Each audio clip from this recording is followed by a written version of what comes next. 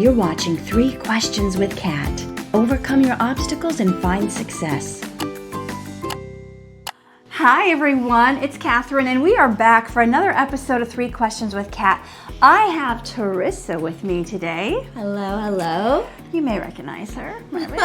So what the people want to know is what stops people from having success? I think a big part of it is self-doubt, doubting oneself. I think people are scared of what they can actually do. You're breaking out of a norm. You're breaking out of your normal day-to-day to take risks. So, and I think people feel like they can't handle it. But I think people can.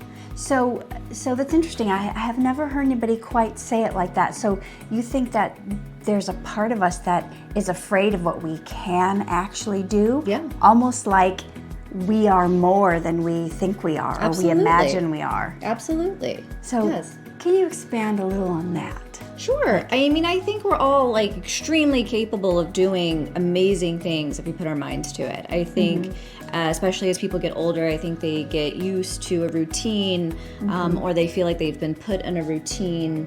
I feel like that's where a lot of people's unhappiness kind of comes from, is not really digging deep and finding what they really want to do and kind of breaking out of what their norm has become. Yeah. Getting stuck in a rut. Getting stuck in a rut. Yeah. Getting stuck in the rut. And then once you're out of the rut, I mean, I feel like people literally can do anything they want to do if they put their mind to it.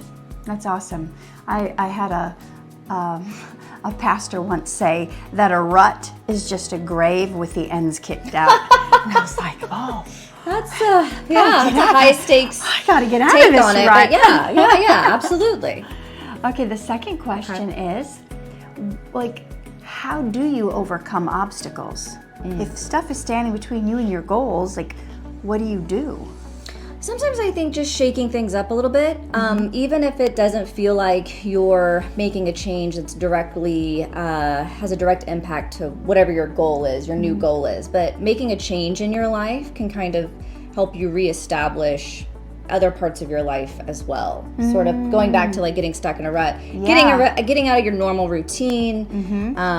If you're bored of something, if you're bored of a certain part of your life, and you can change it, and even in a small way, it could kind of help you kind of unravel that other part of you that's also needing something more, something new. So just a little bit of change sometimes in life. It helps you get unstuck. When you say simple things quit ordering the number 5 on the menu every time you go to that restaurant. So for me, every 6 months I change my whole workout routine or physical exercise routine, because I get bored. And when I start getting bored of something, I just start feeling like I'm stuck. Dialing it in. Yeah. Even taking a different route home from work, or walking a different path. Stopping and smelling the roses, it's a silly phrase, but it's kind of true in that sense of just stopping and taking, doing something else, doing something different, even if it's very small, can kind of open the doorway to doing that bigger thing. Because I think there's a part of our brain that just goes into rote, automatic. You get home from work and you're like, I don't even remember driving home, because it's become totally. so... We're deep in our minds. We have so much that we're taking in every day, from what's going on with our families, our jobs, what we're seeing on social media, the news, everything.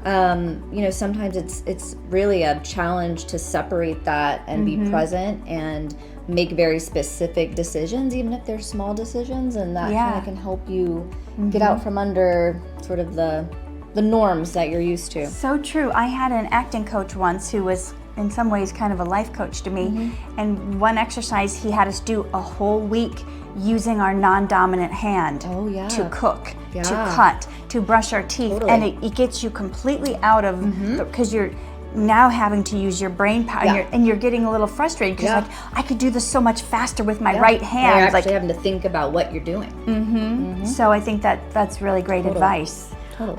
The final question is, what do you wish you would have known 5 years ago? Oh my goodness, that is quite the question. I think I wish I would have been a little more, trusted myself a little more. I think especially when we're starting something new. I had just recently moved here 5 years ago. We're starting something new. We self-doubt a lot. Yes. And we don't trust our gut, even though our gut is telling us something important. And I feel like if I could go back in time and tell myself, it'd just be trust your gut and make decisions based on that. Don't doubt what you're feeling. Don't listen to everybody else. Make those decisions that you really feel deep inside are the right decisions for you. That's great. Trusting your gut is huge. And so many times when we doubt ourselves, our brain tries to talk us out of a really true feeling. Correct. And then afterwards we make a move because we've rationalized whatever. And then we're like, why didn't I listen? Yeah, you're literally going against yourself and you feel it. So yeah, you got to trust that. You got to trust your gut.